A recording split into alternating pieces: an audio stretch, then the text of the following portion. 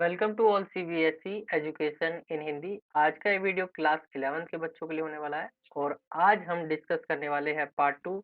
और part two है आपका इंग्लिश का, जिसमें हम जो है सैंपल पेपर जो आपका आया है ऑफिशियली, जो राइट आपका सैंपल पेपर एक दो दिन में आया है, तो उसका आज हम पार्ट वन हमने कर लिया था। पार्ट वन का जो लिंक है आपको नीचे डिस्क्रिप्शन में मिल जाएगा, वहां से आप देख सकते हो पार्ट वन, जिसके अंदर हमने टोटल जो है क्वेश्चन नंबर 9 तक डिस्कस कर लिए थे। तो उसे अगर आपको देखना है तो वो आप लिंक पे क्लिक करिए, डिस्क्रिप्शन में मिलेगा, तो वहां से आप देख पाएंगे।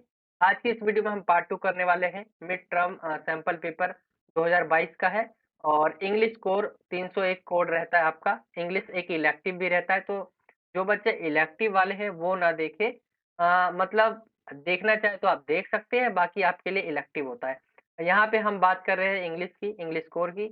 और ये सारी चीजें मैंने आपको पहले भी बता दिया था कि जनरल इंस्ट्रक्शंस है क्या क्या, पेपर जो है 3 सेक्शन में डिवाइड है। ये सारी चीजें मैंने आपको पहले ही बता रखी थी और वही सेम है। और अगर अभी तक आपने हमारे क्लास 11 का टेलीग्राम चैनल जो है ग्रुप जॉइन नहीं किया तो जॉइन कर सकते हैं। ये लिंक जो है आपको डिस्क्रिप्शन में मिल जाएगा। उससे आप हमारे ग्रुप में जॉइन हो पाएँगे। वहाँ पे आपके लिए बहुत सारी चीज़ें प्रोवाइड करवाई जाती है, ठीक है? और साथ ही कोई डाउट रह जाता है आपका तो आप मुझे जो है इंस्टाग्राम पे पूछ सकते हैं। मेरे इंस्टाग्राम आईडी आपके सामने है। ये सभी जो है लिंक आपको डिस्क्रिप्शन में मिल जाएँगे। हम आते हैं डायरेक्ट जो है पेपर की तरफ, जहाँ से हमारा क्वेश्चन स्टार्ट होगा। आज जो है हम क्वेश्चन नंबर 10 से देखेंगे। कहाँ पे आपका क्वेश्चन नंबर 10, यहाँ से आपका जो है क्वेश्चन नंबर 10, यहाँ तक हमने जो है क्वेश्चन नंबर 9 तक कर लिया था। 10वें से आज हम करेंगे। तो क्वेश्चन नंबर 10वें पे आते हैं। सेक्शन सी है ये, सेक्शन सी से स्टार्ट कर रहे हैं, जो लिटरेचर है। यहाँ पे क्वेश्चन नंबर 10 है। ये आपका जो है एक्सट्रैक्ट दे रखा हुआ है। यहाँ देखिए पोएम की 2 लाइनें हैं, ठीक है? और 2 लाइन में से क्वेश्चन पूछे गए हैं आपके, जैसे हू डज़ शी रेफर टू, जो है वह किसे, इसके अंदर जो है किसे संदर्भित किया गया है, किसे बताया जा रहा है, आपको बताना है। तो जो मैं आंसर बता रहा हूँ वो मैं अपने आप से जितना मैंने पढ़ा है, ठीक है? और जितनी मेरी सोच है, जितनी मेरी क्षमता है उसके अनुसार बता रहा हूँ, क्योंकि इसका आंसर की जो है, आंसर की नहीं दिया गया है। तो ये ध्यान रखिए, आप इसे खुद से भी ट्राई करें करने को। तो किसे रेफ़र किया गया, तो दो 2 लाइन है उससे, इसे आप पूरी कविता को जब पढ़ते हैं, तो इसमें जो है इसमें ऐसा मुझे लगता है कि इसमें जो है माँ, पक्षी और गोल्डफ़िंच है, उसको संदर्भित किया जा रहा है। स्मॉल सिंगिंग मदर एंड जो बर्ड गोल्डफ़िंच है इसको। Which poetic device is used the second line, इसका आंसर आपको जो है मुझे कमेंट में बताना है, इसका आंसर क्या आएगा, ठीक है? दूसरे तीसरे क्वेश्चन पे आते हैं। ये आपका तीसरा क्वेश्चन है और इसका राइट आंसर क्या है? तो इसमें भी कन्फ्यूजन है, लेकिन जो है इसके अंदर आपको जो है इसका आंसर भी मुझे कमेंट करके बता देना। यहाँ पे 2 क्वेश्चन हो गए जो आपके ऊपर छोड़े मैंने। आगे आते हैं, इसमें देखिए 4 क्वेश्चन आएँगे, सॉरी, ये जो है आपके 3 एमसीक्यू क्वेश्चन एमसीक्यू भी आएँगे और जिसमें आपको लिखना होगा वो भी है। 3 नंबर का ये क्वेश्चन है, 1 हो गया। इसके अंदर आपको अथवा भी देखने को मिलेगा। ये आपका अथवा दे रखा है और में कोई एक करना होता है। तो इसके क्वेश्चंस पे आते हैं, तो the poem can be said to have which of the following undercurrents of the theme. आपको जो है इसके अंदर क्या बताना है कि कविता में निम्नलिखित ये जो कविता है दी हुई है, इसमें से कौन-सी जो है अ, विषय अंतर्धारा है, आपको बतानी है। तो यहाँ पे जो है इसका मुझे राइट आंसर वैसे जो लग रहा है, इसका आंसर जो है आपका 3 और 4 मुझे लग रहा है बी, ठीक है? आप इसे एक बार ज़रूर देख लें, मुझे लग रहा है, ये नहीं 100% सही है। मैंने जैसा पढ़ा है मुझे लग रहा है, तो ये हो सकता है। दूसरे पे आते हैं, तो ये इसका जो है आपसे पूछा गया था इसमें कि जो ये है द ले द लेबोर्ड, तो इसमें जो है युक्ति के काव्य युक्ति आपसे पूछा गया था, क्या आएगा? तो मैंने यहाँ पे राइट आंसर लिख दिया है। इसे आप देख सकते हैं, ये आएगा।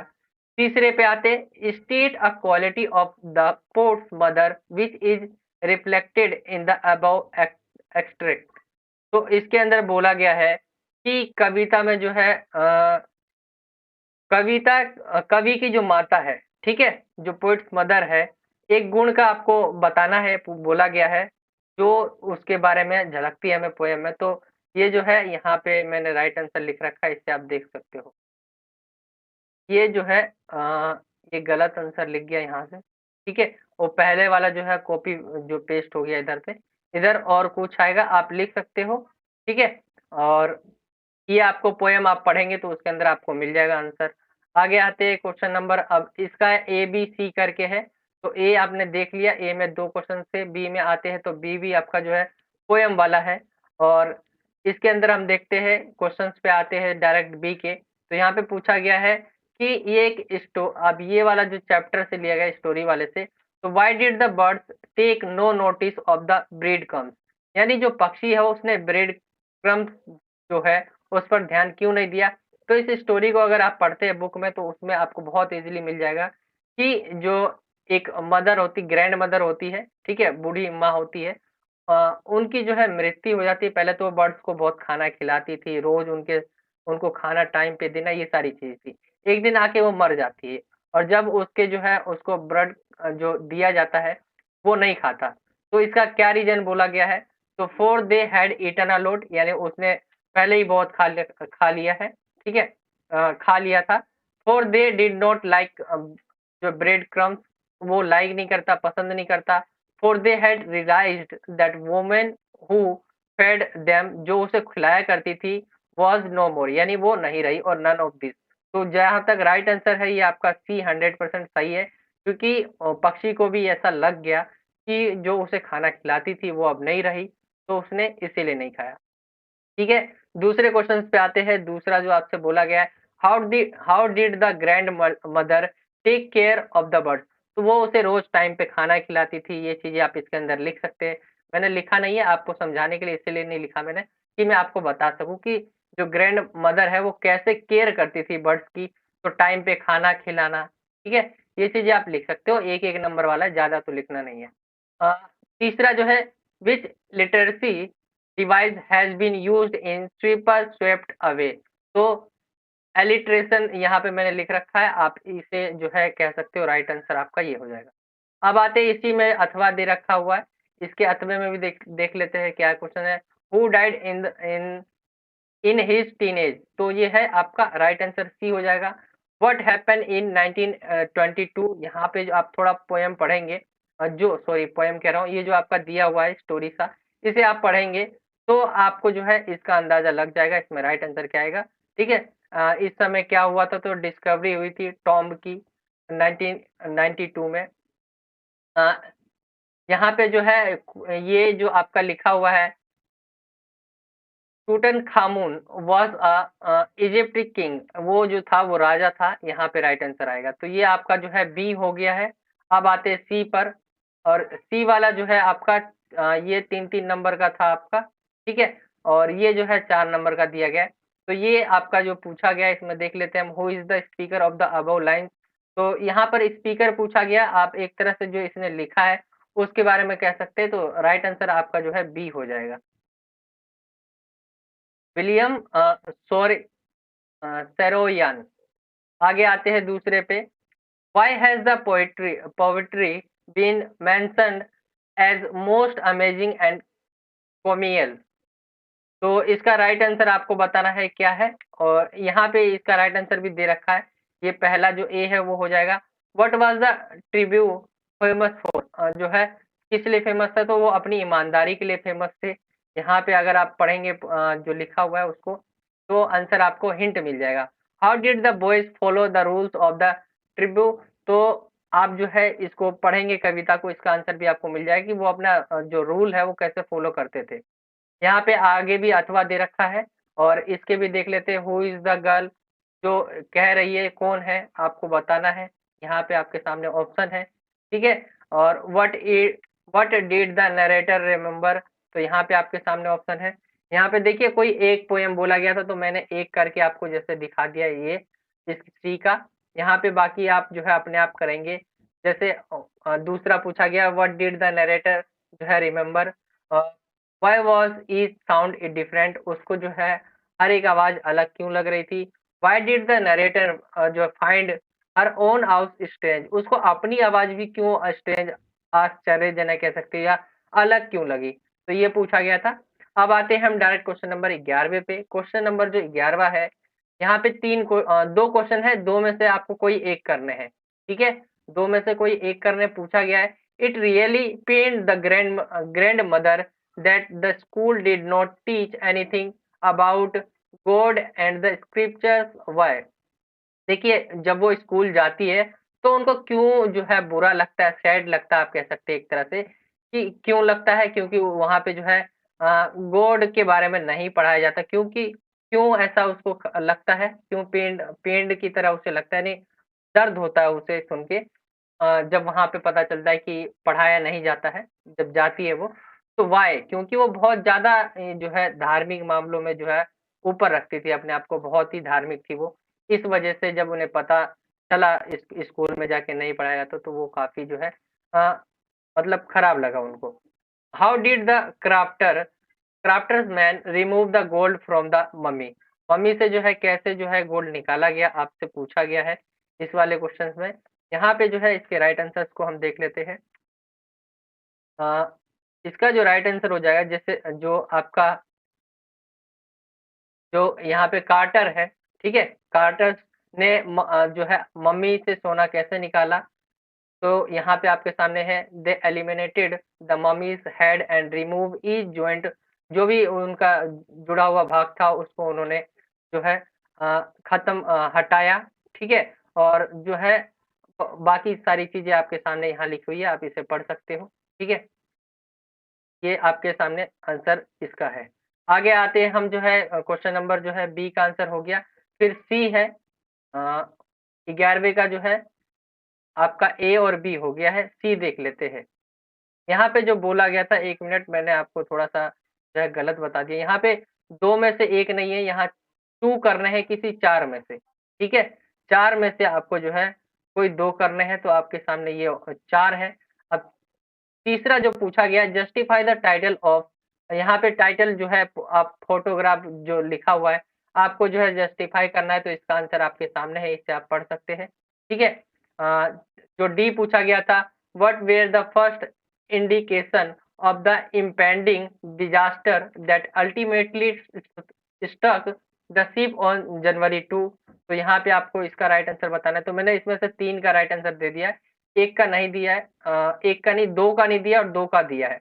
तो मैं जिस फॉर्मेट में ये कहा गया था वैसे ही किया हूँ। बाकी इस क्वेश्चन के आंसर आप देखिए, खुद करने की कोशिश करिए, ये आपके पेपर में आ सकते हैं। क्वेश्चन नंबर 12वें पे आते हैं। Answer any one out out of the following 2 questions in 30 से 40, यानी किसी आपको 1 का देना है, किसी 1 का देना है 2 में से, तो मैंने दोनों का दे रखा है।